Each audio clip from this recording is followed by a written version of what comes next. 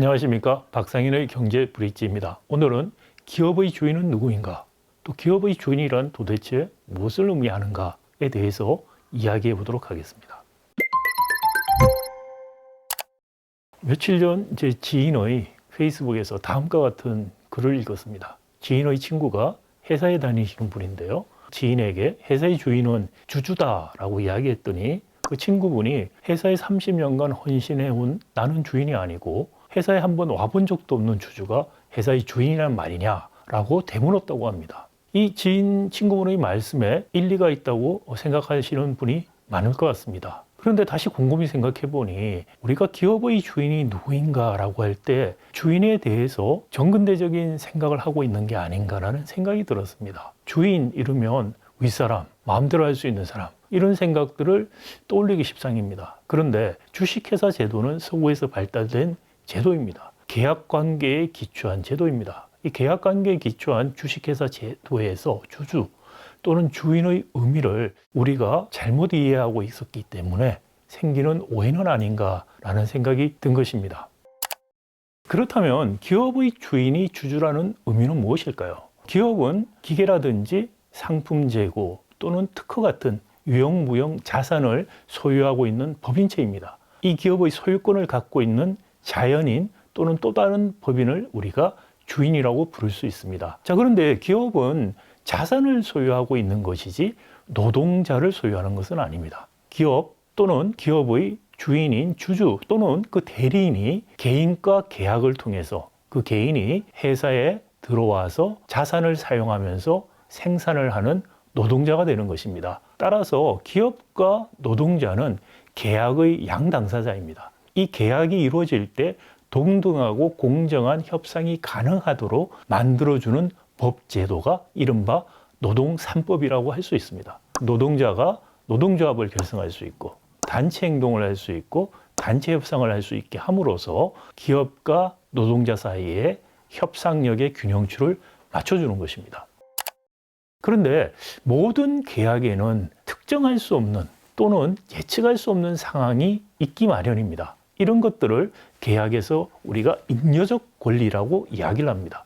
즉 소유권을 누가 가지느냐라는 것은 결국은 이 잉여적 권리, 잉여 권리를 누가 통제하느냐의 문제가 되겠습니다. 잉여 권리자로서의 주주는 노동자의 임금, 채권은행의 채무, 변제 이런 것을 다 한 다음에 남은 이윤에서 배당을 받는다는 의미입니다. 즉 주주의 잉여 권리는 후순위 권리라는 것입니다. 따라서 기업이 파산하는 경우에도 1순위 권리는 임금입니다. 노동자 계약관계에서 생산에 종사하는 노동자의 임금이 되고 두 번째 채권자 채무입니다. 그리고 나머지 남는 것이 주주들이 가져가는 것입니다. 이것이 바로 잉여 권리로서의 소유권 그리고 그 소유권을 갖고 있는 주주의 권리가 후순위 권리가 되는 이유입니다. 자, 이 후순위 권리를 가지기 때문에 잉여 권리를 가지는 주주는 잉여 이익이 가장 극대화되도록 노력할 유인을 가진다는 것입니다. 그래서 이 주주는 기업의 경영에 대한 권리를 부여받는 것입니다. 가장 큰 것이 바로 주주총회에서 의결권을 행사하는 것입니다. 주주총회가 기업의 최고 의사 결정 기구죠. 여기서 정관을 만들기도 합니다. 기업의 헌법이라고 할 수 있죠. 그리고 기업의 운영을 책임지는 임원과 그 임원들을 감독하는 이사회를 구성을 하게 됩니다. 임원과 이사의 임면에 대한 권리도 주주권에 해당하는 것입니다. 그런데 많은 주식회사에서 이 주주가 통상적인 경우에는 이 주주권 행사를 위임하게 됩니다. 즉 전문 경영인이 주주를 대신해서 일상적인 경영을 하게 되는 것이죠. 전문 경영인이 주주를 대신해서 경영하는 기업을 소유분산 기업이라고 흔히 말합니다. 이 소유분산 기업의 경우는 주주의 구성이 소액 주주 위주로 되어 있고 기관 투자자들이 있는 경우입니다. 어떤 자연인이 굉장히 큰 대주주로서 경영에 직접 참여할 수 없는 그런 소유 지배 구조를 가지고 있기 때문에 전문 경영인이 주주들을 대신해서 경영을 하게 되는 것입니다. 이것을 흔히 소유 분산 기업이라고 이야기하는 것이고 미국이나 영국의 상장 회사들이 대부분 이런 소유 분산 기업이라고 할 수 있습니다. 자, 그런데 이런 소유 분산 기업에서는 전문 경영인이 주주의 이익을 잘 대변할 것이라는 가정을 가지고 있습니다만, 현실적으로는 전문 경영인이 주주의 이익보다 자신의 사익을 더 추구할 수 있는 요인들이 존재합니다.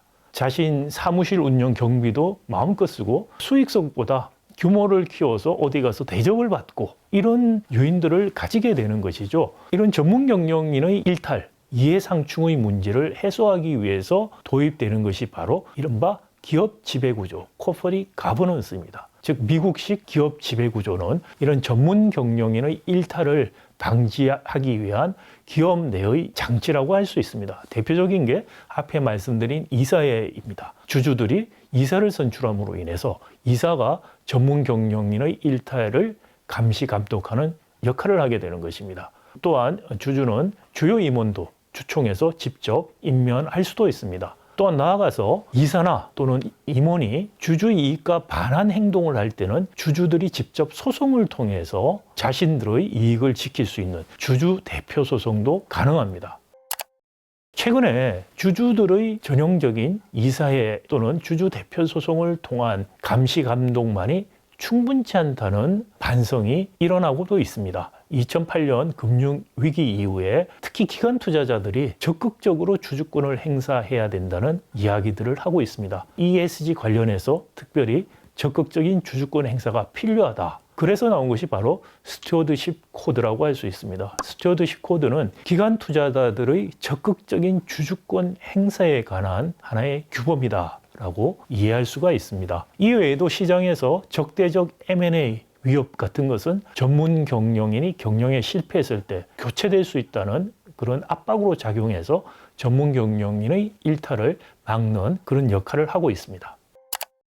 그런데 소유 분산 기업과 달리 대주주가 경영을 하는 경우도 있습니다. 한국의 재벌 대기업이 대표적인 경우입니다. 이 경우에는 전문 경영인이 아닌 대주주가 경영을 하기 때문에 전문 경영인과 주주 사이의 이해상충의 문제가 발생하는 것이 아니고 대주주와 소수주주 또는 소액주주 사이의 이해상충이 발생할 수 있습니다. 대주주가 경영권까지 확보하고 있기 때문에 대주주의 이익을 위해서 주주의 이익을 뺏을 수 있다는 것입니다. 대표적인 것이 우리 사회에서 많이 회자되고 문제가 되고 있는 일감 몰아주기를 통한 대주주의 사익 편취입니다. 특히 기업 집단이 형성되어 있는 경우에 우리 재벌처럼 총수 일가의 지분이 낮은 회사의 일감을 총수 일가나 자녀의 지분이 높은 회사에 몰아주는 것입니다. 그래서 똑같은 이윤이 100이 나온다고 할 때 자기가 지분이 낮아서 20만 가져갈 수 있는 회사에서 자기 지분이 높아서 50의 이익을 가져갈 수 있는 회사로 일감을 몰아주는 것이 기본적으로 이런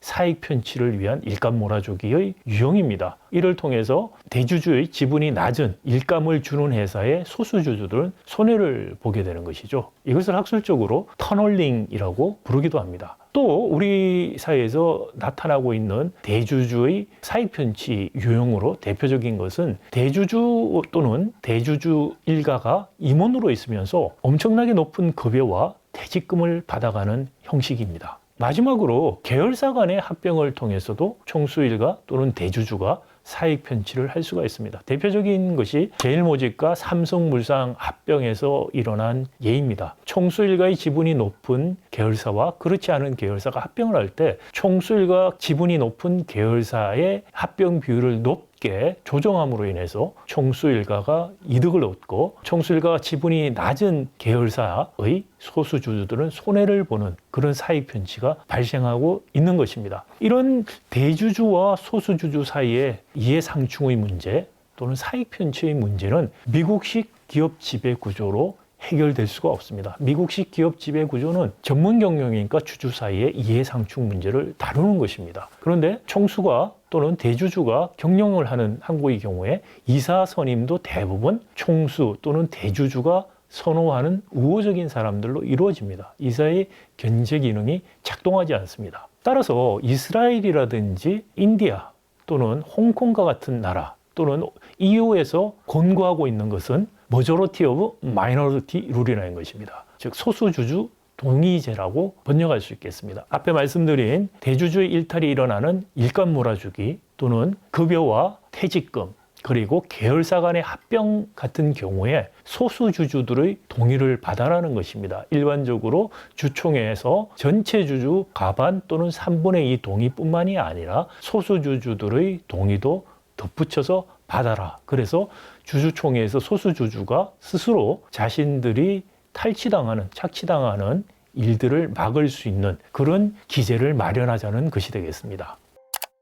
그렇다면 한국에서 주주자본주의는 제대로 작동하고 있는 것일까요? 우리가 주주자본주의에서 주주가 기업의 주인이라고 이야기하는 것은 주주가 잉여 권리를 가지고 있다라는 의미가 되겠습니다. 그 잉여 권리 때문에 더 적극적으로 좋은 경영을 할 유인을 가지기 때문에 경영에 대한 권리를 주주가 가져가는 것이 주주자본주의 기본 아이디어였습니다. 그런데 우리나라의 경우에 특히 재벌 대기업을 보면은 자본 조달의 80% 정도를 은행에서 차입을 통해서 합니다. 자기 자본에 해당하는 주식을 발행하는 경우는 전체의 10% 수준에 불과합니다. 자기 자본의 양이 굉장히 작고 오히려 은행이 기업의 자본 조달에 더 큰 역할을 하고 있다는 것입니다. 자, 이런 상황에서 기업들이 부실화될 때 정부는 구조조정을 통해서 기업의 부실을 털어내는 일들을 반복적으로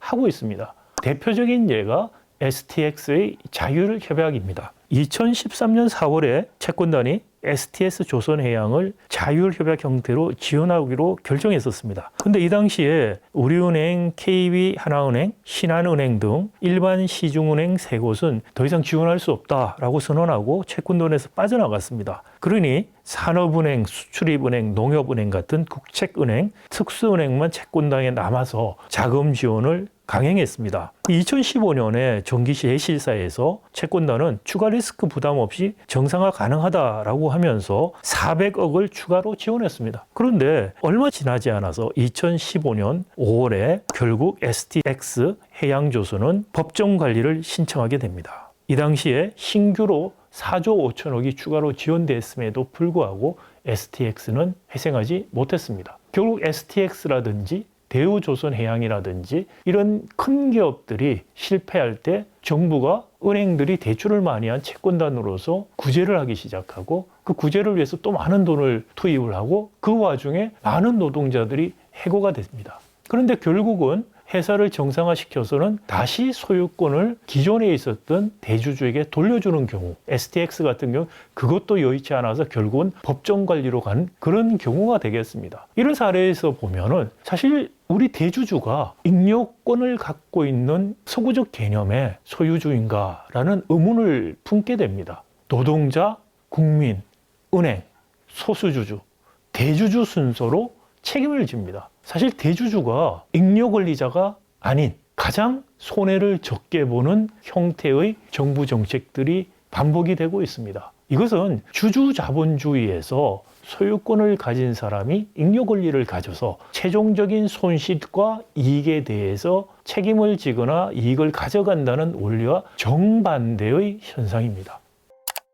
이런 상황에서 우리가 주주자본주의가 작동하고 있고 기업의 주인이 대주주다. 특히 한국 재벌 기업에서 대주주인 재벌 총수일가가 주인이라고 이야기한다는 것은 서구적인 주식회사 제도의 계약 이론에 기초해 볼 때 상당히 맞지 않는 이야기임을 알 수 있습니다. 더더구나 기업이 부실해졌을 때 이른바 총수 일가들, 대주주 일가들이 높은 급여나 퇴직금을 통해서 돈을 챙긴 사례도 많이 있습니다. 2013년 회사채를 투자자들에게 팔아서 거액의 손실을 안기고 결국 법정 관리에 간 동양그룹 경우에 현재현 회장이 무려 42억 3천만 원의 보수를 챙겼습니다. 그 외에도 이용렬 코롱그룹 회장, 박창구 금호석유화학 회장, 고조양호 한진그룹 회장들이 기업이 어려움에도 불구하고 거액의 보수와 퇴직금을 받아서 지탄을 받았습니다.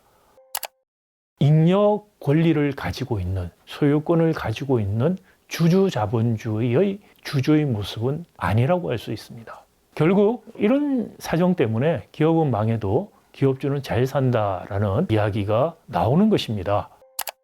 그렇다면 한국의 자본주의는 어떤 자본주의일까요? 저는 한국 자본주의를 재벌 자본주의라고 정의합니다. 말씀드린 것처럼 기업이 자금 조달을 위해서 은행 융자의 80% 정도 의지합니다. 독일의 기업 구조와 오히려 더 유사한 자원 조달 형태를 갖고 있습니다. 독일에서는 미국에서 말하는 주주 자본주의 (쉐어홀더 캐피털리즘에 대신해서 스테이크홀더 캐피털리즘이라는 말을 씁니다. 스테이크홀더라는 말이 참 번역이 쉽지가 않습니다. 흔히 우리가 이해관계자라고 번역을 하는데요. 정확한 번역은 아닌 것 같습니다. 스테이크홀더에 해당하는 것은 주주 그리고 채권자, 노동자가 대표적입니다. 이들이 기업을 떠받치는 주인공이라는 의미입니다. 스테이크라는 것이 하나의 막대죠.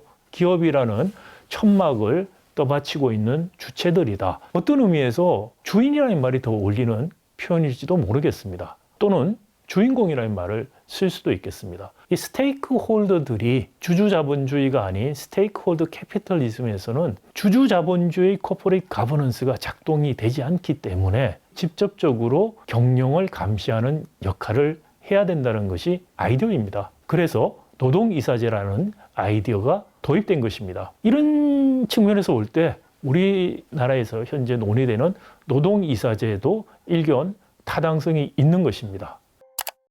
자, 그런데 스테이크홀더 캐피털리즘이라는 독일식인 기업 지배 구조가 우리나라에서도 잘 작동할 수 있을까에 대해서는 좀 회의적입니다. 그 이유는 가장 큰 스테이크홀더라고 할 수 있는 은행이 독일같이 자율성이 있고 또 은행의 이익을 위해서 행동하는 그런 양태를 우리나라에서는 보여주지 못하고 있기 때문입니다. 관치금융이 너무나 만연하고 있기 때문입니다. 우리가 나아가야 될 길은 그렇다면 이른바 주주자본주의가 더 작동할 수 있는 환경을 만들어주는 제도적인 개혁이 아닐까라는 생각이 듭니다. 무엇을 해야지 현 상황에서 주주자본주의의 기본적인 아이디어가 작동할 수 있을까요? 먼저 총수일가 또는 대주주의 일탈 사익 편취를 철저히 막을 수 있어야 됩니다. 철저히 막기 위해서 지금 공정거래법에서 일감 몰아주기 규제도 하고 여러 가지 규제가 있습니다. 충분치가 않습니다. 정말 진정으로 막으려면은 머저러티 오브 마이너리티 룰, 소수주주 동의제가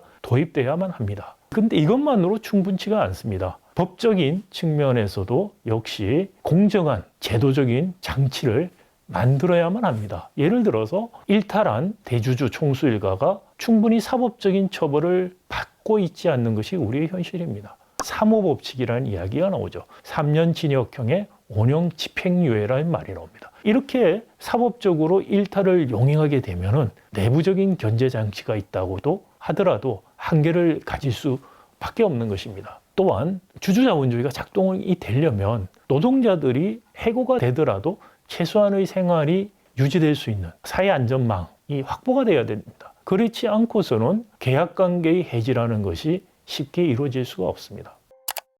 현재 우리는 사실 많은 구조적인 문제를 가지고 있습니다. 1970년대 이후에 중화학공업 중심의 산업 구조가 탄소 중립이 요구되는 그리고 혁신형 경제로 이행이 요구되는 현 상황에 맞지가 않습니다. 산업전환이 일어나야만 하고 일어날 수밖에 없는 상황에 내몰릴 것입니다. 이런 산업전환에 잘 대응하기 위해서라도 어떻게 보면 주주자본주의의 기본 아이디어가 구현될 수 있는 기업 내적인 기업 지배구조, 기업 외부적인 법 제도적인 장치들이 필요한 시점이라고 할 수 있겠습니다.